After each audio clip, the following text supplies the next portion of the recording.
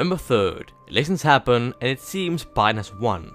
Yet at this point, no one has faith in the outcome, the system, or the two choices.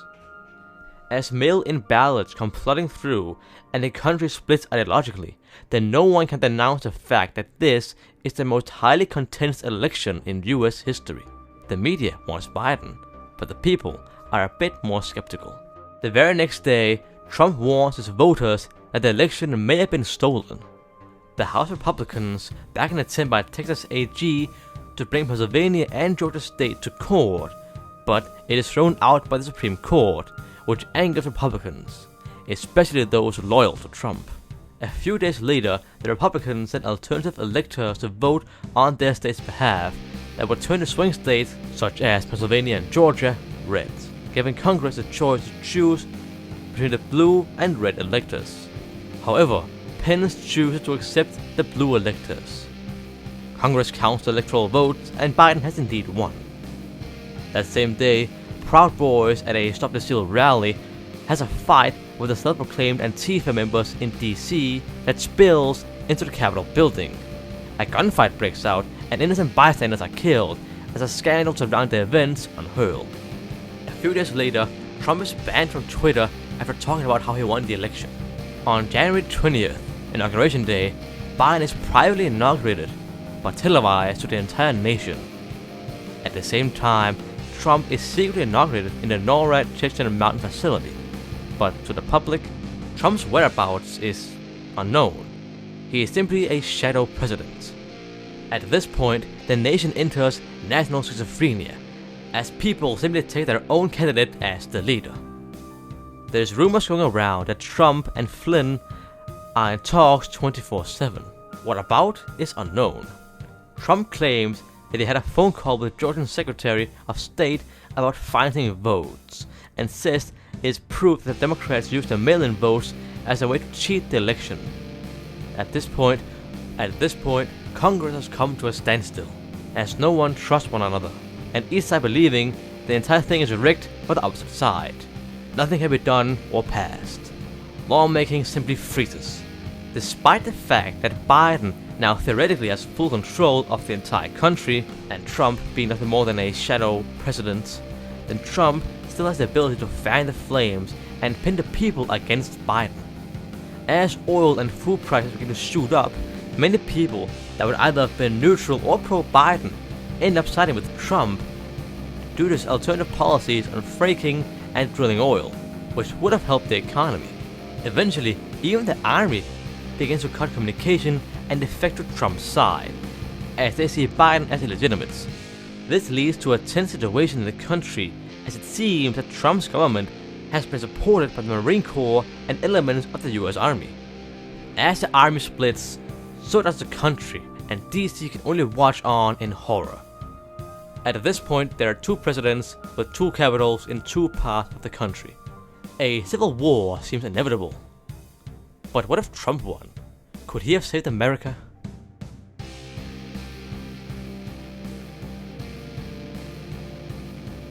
November 3rd, elections happen and it seems that Trump has won. Yet at this point, no one has actual faith in the outcome, the system, or the two choices. This is the most highly contested election, with ideology running fervent along with the mail-in ballots. More and more people are voting than ever before, as the media is calling for Joe Biden. However, the people are very skeptical of the results. Even all the way in December, the election results are still being delayed, and the part of the nation that still believes in the system are on edge. The entire nation is tense, and that December day, that year, families along with the entire country is torn apart by simple politics.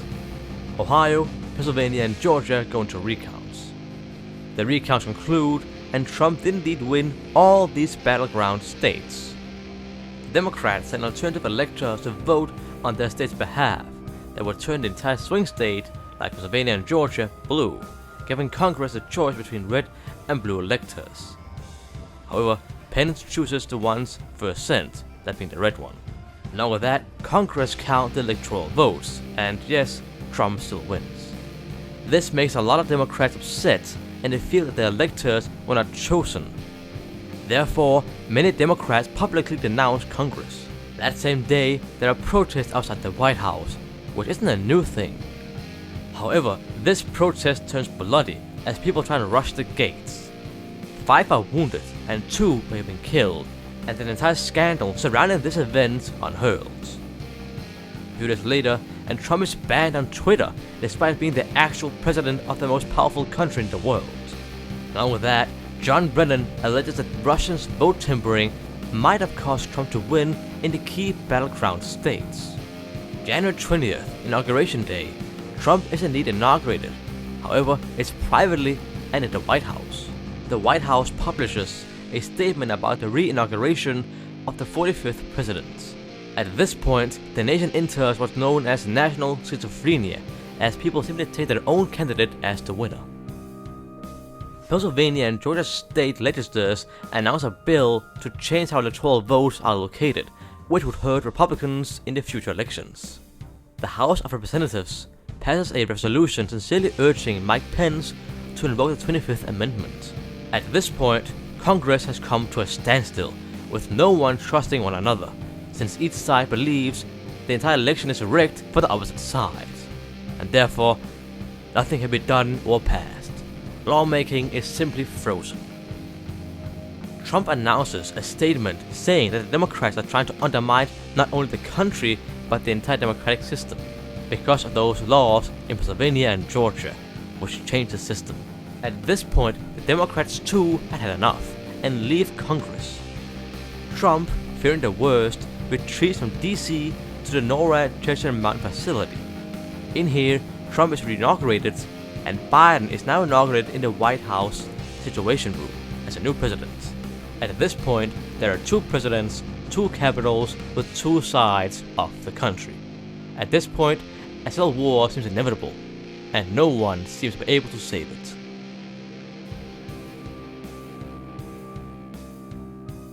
Whoever wins is not the important part here, as, again, it all ends with the same result. In our timeline, the Republicans could hardly even handle Trump losing, claiming that Biden stole the election, just like how the Democrats claim that Trump wasn't their president during the last election. America as a country is lost, as it begins to split in half. While they both claim to be the United States of America, then these divided lands go under different names, with Trump's America calling themselves the American Constitutional Government, and Biden's America using the new name Union of America. But mostly, people still use the terms like Trump's or Biden's America. The post-election period is simply known as national schizophrenia, as there are no clear winners. People simply take their own candidate as the winner. Therefore, there are now 2 presidents with 2 parts of the country following them. With 2 governments in the same country with 2 capitals and 2 presidents, a civil war seems inevitable, as the 2 sides begin to butt heads. However, as the 2 sides begin to prepare for a conflict, other non-mainstream political groups begin to rise up as a kind of third alternative, as they want neither side to win. Because, after all, it's these 2 Americas which caused so much trouble in the first place. So someone else have to save the nation. So someone did. Right-wing militias, left-wing militias, ultra-nationalist groups, anarchists, democratic appeasement groups, and local protection leagues begin to rise up as the entire country begins to smother.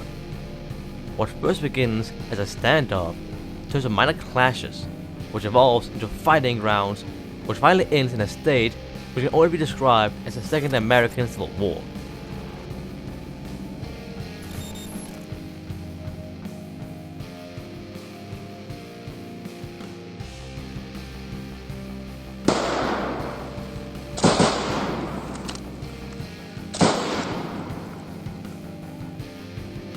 The world can hardly even believe its own eyes. Seemingly overnight, the world's biggest superpower has fallen. The American Empire is dead, and the remainder of what's left is killing each other in a small hope of reuniting it into a better country. Their country. It almost seems like a free-for-all, as entire states either leave the Union for their own safety or collapse into multiple factions trying to get power. Life in these areas differs greatly. from isolated living to a fight for survival. Since covering every militant uprising